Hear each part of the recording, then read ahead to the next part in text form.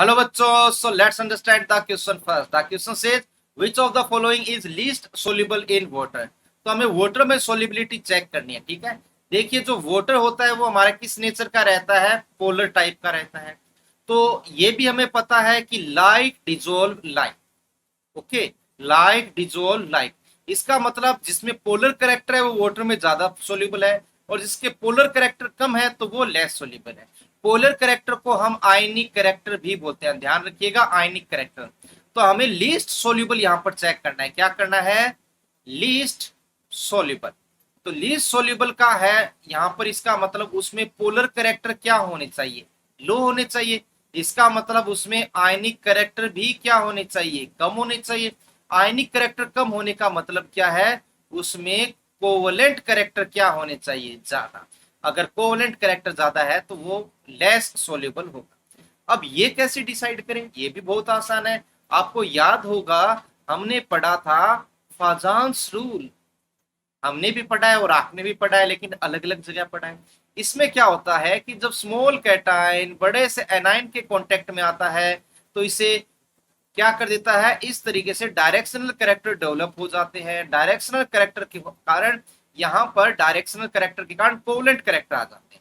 और ये covalent character ज्यादा कब आते हैं, देखिए तो मैं यहाँ बताता हूँ कि covalent character is directly proportional to positive charge. Okay, positive charge भी ज्यादा होना चाहिए, नेगेटिव चार्ज भी ज्यादा होना चाहिए।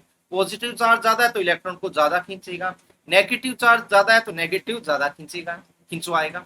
और यहाँ पर जो साइज ऑफ कैटायन है वो क्या होनी चाहिए, कम होनी चाहिए, क्योंकि जितना स्मॉल कैटायन उतनी पॉजिटिव चार्ज डेंसिटी उतना ही पावरफुल खींचेगा।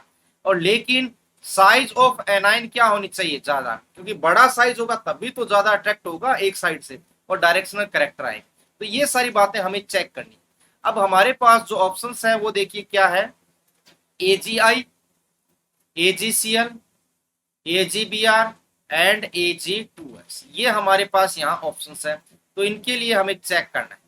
तो देखिए कैटाइन सभी सेम है, एनाइन अलग अलग है। यहाँ एनाइन I माइनस, यहाँ Cl माइनस, यहाँ Br माइनस एंड यहाँ S2 माइनस, ठीक है। तो देखिए हमें कोवलेंट कैरेक्टर ज्यादा देखने के लिए एक तो देखना पड़ेगा पॉजिटिव चार्ज ज्यादा, सॉरी पॉजिटिव तो यहाँ पर सेम ही है सभी में, नेगेटिव चार्ज ज्यादा। तो नेगेटिव चार्ज यहाँ पर किस में है, S2 माइनस में है। तो ये इसको कोवलेंट कैरेक्टर के लिए फेवर करेगा।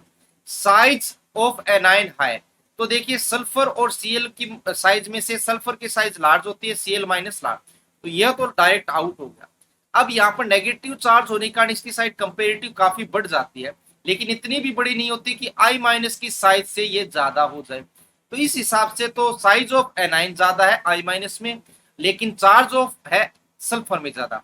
तो इन दोनों की जब कंपैरिजन की जाती है तो चार्ज डोमिनेट कर जाता है साइज पर, ओके, पोलराइज होने के लिए। तो वैसे सल्फर की साइज भी क्या होती है, इतनी स्मॉल नहीं है, साइज भी प्रॉपर है, चार्ज भी ज्यादा होगा। इसका मतलब फाजान्स रूल के अकॉर्डिंग यहाँ पे कोवलेंट कैरेक्टर ज्यादा हो गए और आयनिक कैरेक्टर हो गए कम, तो पोलर कैरेक्टर भी यहाँ पर क्या हो जाएंगे, कम। इसका मतलब ये क्या होगा, less soluble. So the answer of this question is option number 4, that is Ag2. So hope you understand the concept well. Best of luck.